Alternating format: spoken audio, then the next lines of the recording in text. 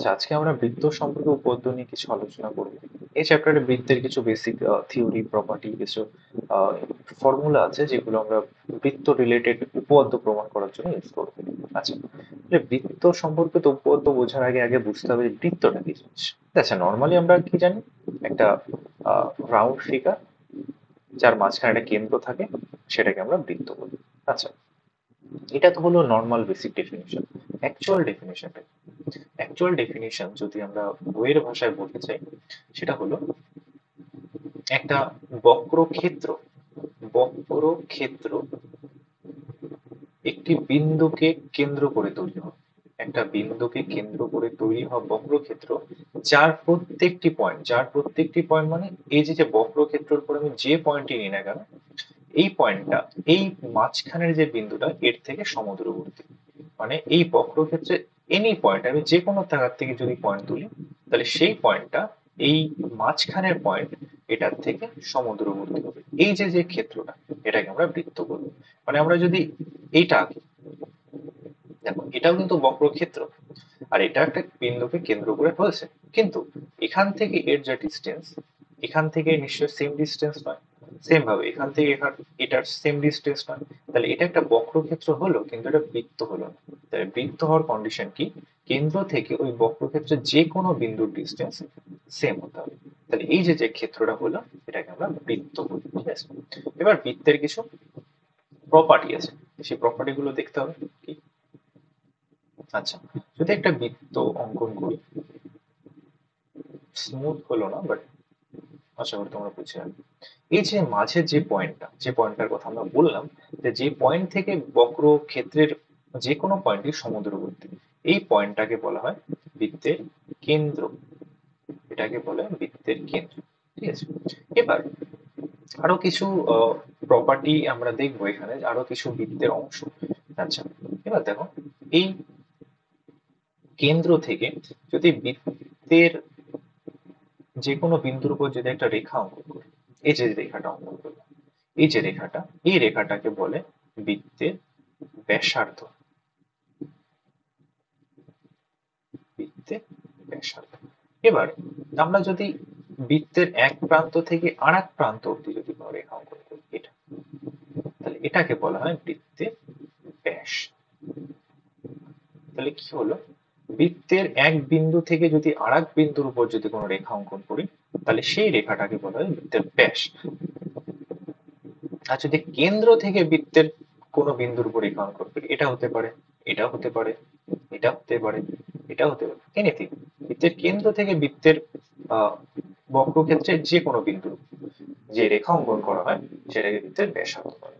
আচ্ছা, এই যে যে বক্রক্ষেত্রটা, যে বক্রক্ষেত্রটার কথা আমরা এখানে বারবার উল্লেখ করছি, এই বক্রক্ষেত্র, এই বক্রক্ষেত্রটাকে বৃত্তের পরিধি বলা হয়। ঠিক আছে, এই যে এরিয়াটা আমরা অঙ্কন করলাম, বক্রক্ষেত্রটা, এই বক্রক্ষেত্রটাকে বলা হয় বৃত্তের পরিধি। ঠিক আছে, তাহলে এখান থেকে দুটো জিনিস জানতে পারলাম, বৃত্তের ব্যাস, পরিধির এক প্রান্ত থেকে অপর প্রান্ত অব্দি যদি কোনো রেখা অঙ্কন করা হয়, যদি সেটা কেন্দ্র দিয়ে যায়, অবশ্যই কেন্দ্র দিয়ে যেতে হবে, যদি কেন্দ্র দিয়ে যায় তাহলে সেটাকে ব্যাস বলে।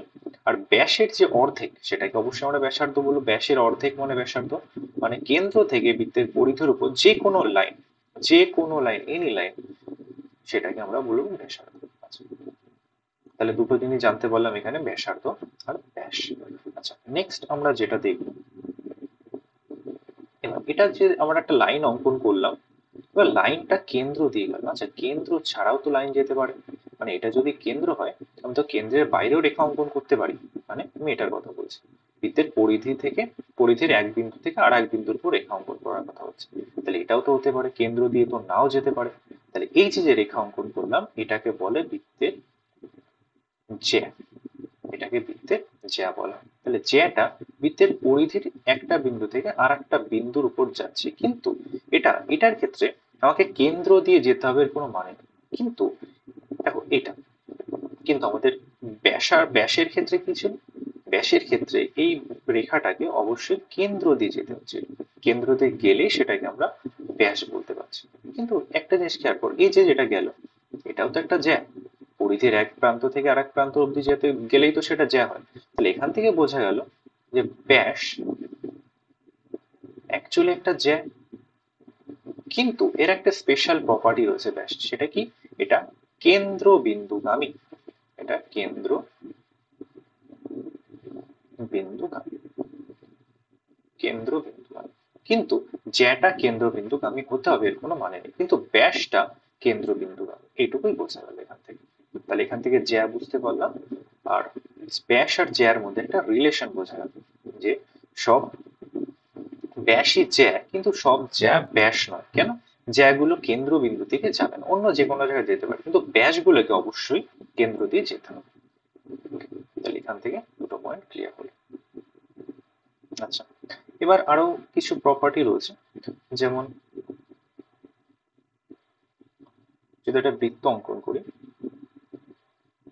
আর বৃত্তের আমি এখান থেকে দুটো পয়েন্ট মার্ক করলাম, যে এখান থেকে এই অবধি একটা পয়েন্ট মার্ক করলাম, এইটুকু অংশ নিয়ে নিয়েছি। আমি বৃত্তের পুরোটা না নিয়ে এইটুকু অংশ নিয়ে নিয়েছি। তাহলে এই যে যে অংশটা, এটাকে বলা হচ্ছে বৃত্তচাপ। এটাকে বলে বৃত্তচাপ।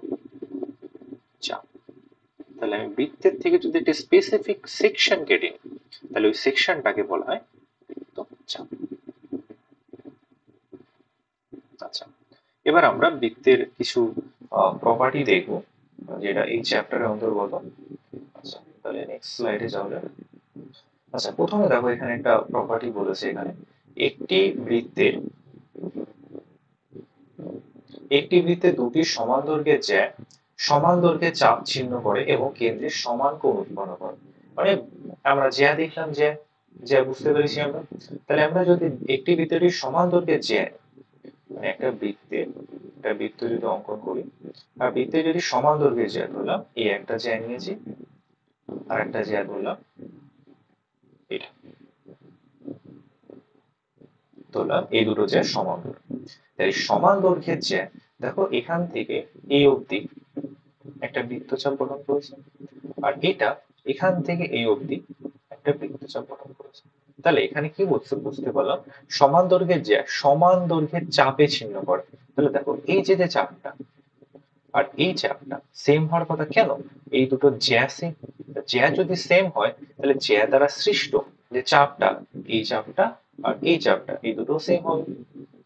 নেক্সট কি বলেছে? এবং এরা কেন্দ্রে সমান কোণ উৎপন্ন করে। অবশ্যই এটা হওয়ার কথা। কেন হচ্ছে দেখো, কারণ আমরা জানি যে যদি বাহু সমান হয়, তাহলে তার বিপরীত কোণও সমান হয়। তাহলে এখানে এই বাহুটা আর এই বাহুটা, মানে এখানে যেটা আমরা জ্যা ইউজ করছি, এটা এটা এই দুটো সমান, তার মানে এরা যদি কেন্দ্রে যে কোণটা উৎপন্ন করেছে, এই কোণটা আর এই কোণটা, এই দুটো সমান হওয়ার কথা। কেন? এই বাহু যদি সমান হয়, তাহলে আমরা জানি বাহু সমান হলে তার বিপরীত কোণও সমান হয়। তাহলে যদি জ্যা দুটো সমান হয়, তাহলে এর উৎপন্ন কোণ, কেন্দ্রে যে কোণটা উৎপন্ন করেছে সেই কোণ দুটো সমান হবে। তাহলে প্রথম যে কন্ডিশনটা আমরা বুঝতে পারলাম, এটা বৃত্তের সমান দৈর্ঘ্যের জ্যা সমান বৃত্তচাপে ছেদ করে এবং তারা কেন্দ্রে সমান কোণ উৎপন্ন করে। আচ্ছা, এবার নেক্সট পয়েন্ট কি বলেছে? নেক্সট পয়েন্ট বলেছে তিনটি অসমারক বিন্দু দিয়ে কেবলমাত্র একটি বৃত্ত আঁকা সম্ভব। তিনটি অসমারক, তার আগে দেখি সমরেখ বিন্দু কাকে বলে। সমরেখ বলতে এমন বিন্দু যেগুলো একই সরলরেখার উপর অবস্থিত। আচ্ছা, ধরো এটা যদি, তাহলে এই তিনটিকে যুক্ত করলে একটি সরলরেখা পাওয়া যায়। তাহলে একই সরলরেখার উপর যদি কোনো বিন্দু পাই, যে কটা বিন্দু পাবো, এই যে এখানে এই তিনটে বিন্দু আছে, দেখো তিনটে বিন্দুই একই সরলরেখার উপর অবস্থিত, তাহলে এই তিনটে বিন্দুকে সমরেখ বিন্দু বলা হয়। সমরেখ বিন্দু। কিন্তু যদি এটা হতো, এখানে একটা, এখানে একটা আর এখানে একটা, এইগুলিকে যুক্ত করলে এরা দেখো একই সরলরেখার উপর অবস্থিত হচ্ছে না, তাহলে এই তিনটে বিন্দুকে আমরা সমরেখ বলবো না, এদের বলে অসমরেখ।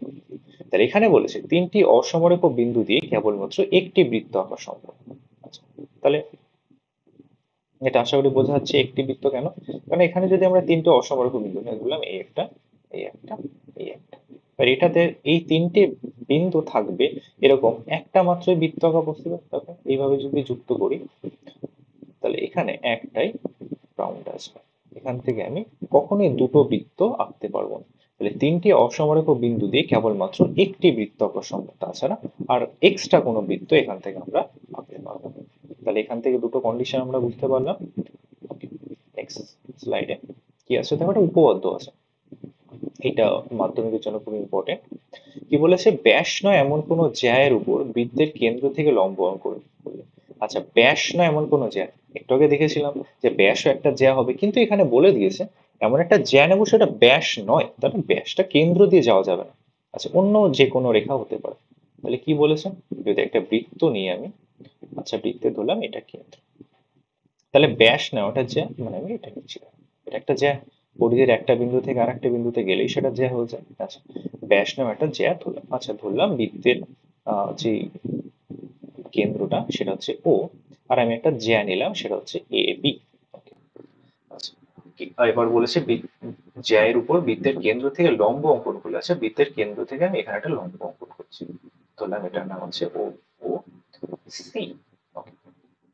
অঙ্কন করো ওই জ্যাটি, লম্ব অঙ্কন করো ওই লম্ব জ্যাটিকে সমদ্বিখণ্ডিত করে। তাহলে এই যে যে লম্বটা, এই জ্যাটাকে সমান দুভাগে ভাগ করে।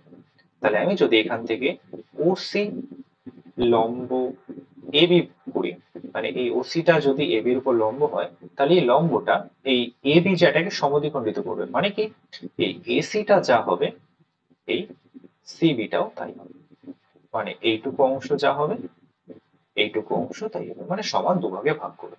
এটা হচ্ছে উপাদান নম্বর 32, যেটা ক্লাস 10 এর সিলেবাসে আছে, এটা মাধ্যমিকের জন্য খুব ইম্পর্টেন্ট। তাই কি বুঝলাম এখান থেকে আরেকবার রিভাইজ করে নিই।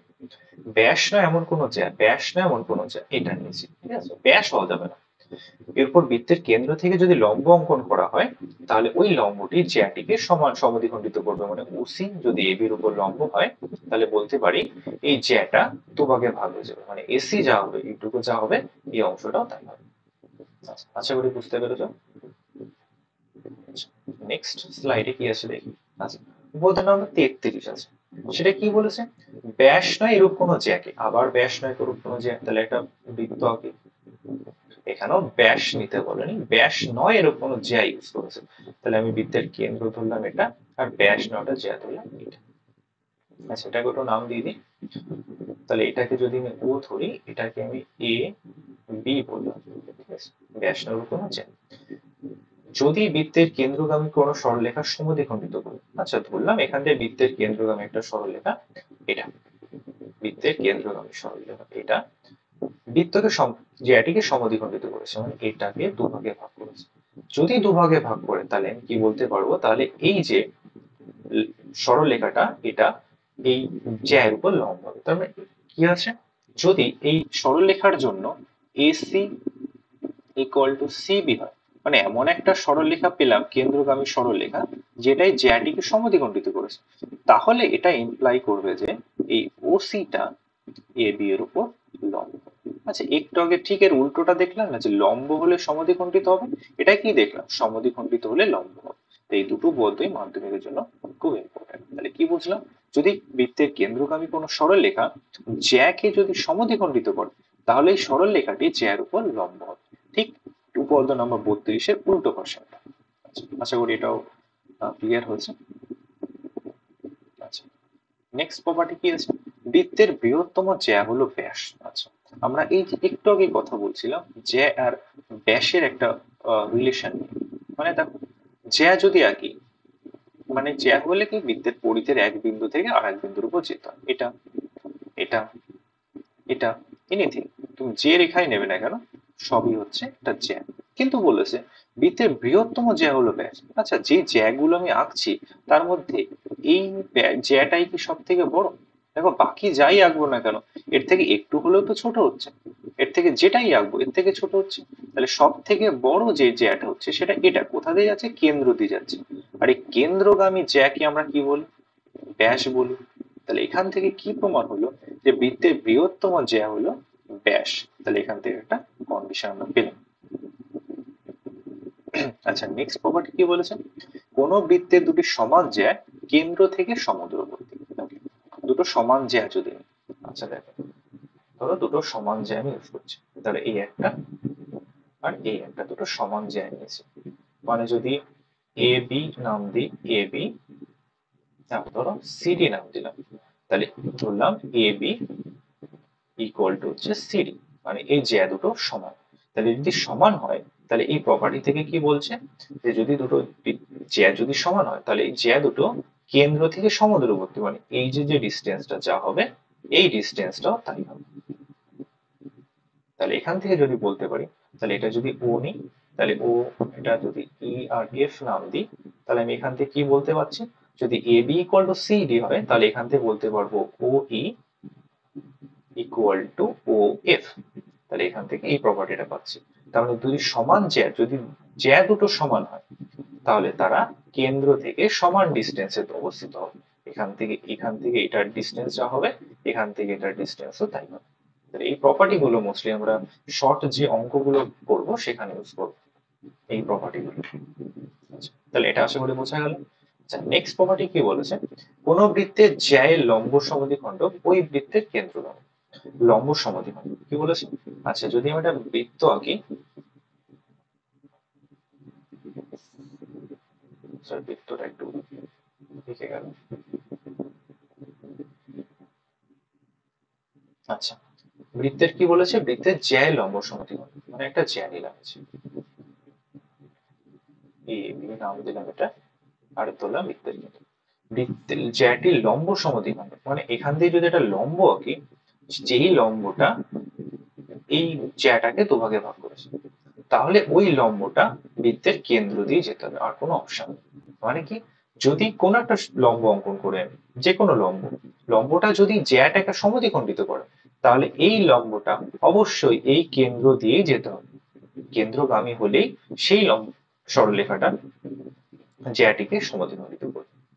তাহলে কি বোঝা গেল এখান থেকে, যদি বৃত্তের জ্যার লম্ব সমদ্বিখণ্ডক ওই বৃত্তের কেন্দ্রগামী, মানে জ্যাটিকে যদি কোনো লম্ব সমদ্বিখণ্ডিত করে তাহলে ওটা কেন্দ্রগামী হতে হবে, কেন্দ্র ছাড়া অন্য কোথা দিয়ে লম্ব আঁকা সম্ভব নয়।